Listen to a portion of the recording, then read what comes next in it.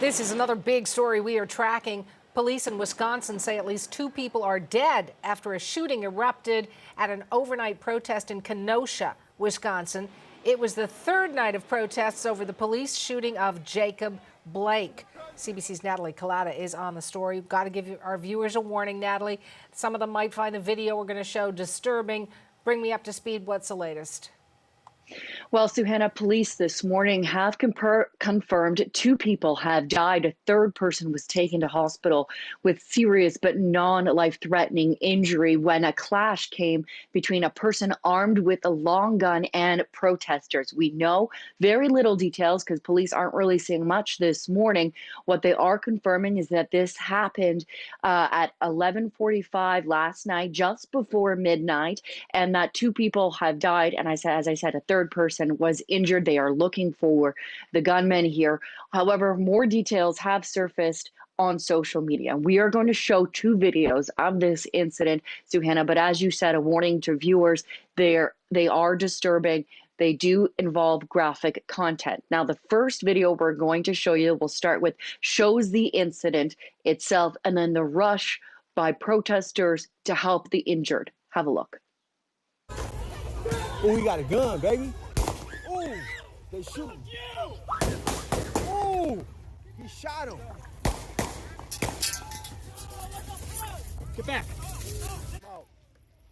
Now, you can see there people rushing to help the injured, someone taking off their shirt, trying to help those who are hurt, and then a group of people grabbing an individual and carrying them to try and get help. Now, the second video we are going to show you shows a bit more of the actual incident itself.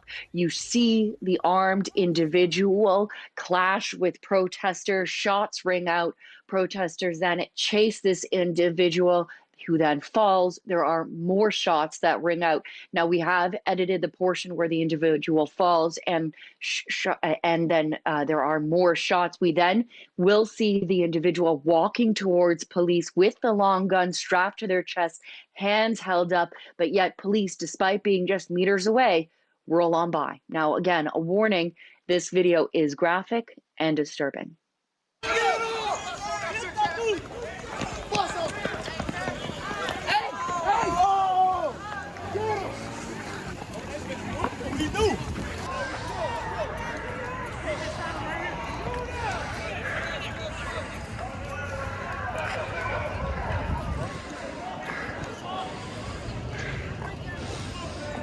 Now you'll be able to hear protesters there calling out to police as the individual with the gun walks towards them, telling them that this individual shot someone, and despite walking right up to police, arms up with a gun strapped to their chest, Suhanna, those police officers just drive on by. And of course, as you can imagine, that has stirred a lot of anger from the community in Kenosha, from the city. We know that police right now are investigating that gunman. That suspect has not been arrested today. Police are still trying to locate that individual, and they have not made an arrest right now.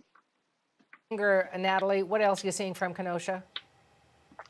Well, we are seeing a letter that was issued by the county board of directors, the chair of those boards, sending it to the governor, pleading, asking for more National Guard troops with police powers, 1,500. They request to be sent immediately. This letter, we have part of it, reads, take a look here in part, our community is under attack. Our businesses are under attack. Our homes are under attack.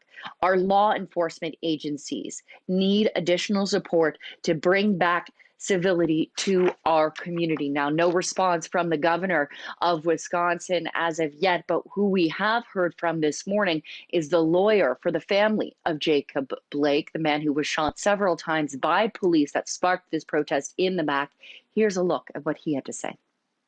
It's very unfortunate. And one thing that's been constant from the family, especially from Jacob's mom, has been a real call for calmness and peaceful protest, and absolutely discouraging any sort of violent behavior. So from the family's perspective, it's very unfortunate, and they continue to discourage any sort of violence whatsoever. Now, as we said, Suhanna, 2 people have died. A third person seriously injured after the gunshots during the protest last night. We are awaiting developments, and we will bring them to you as they come. We'll talk again. Thank you, Natalie. CBC's Natalie Collada in Toronto.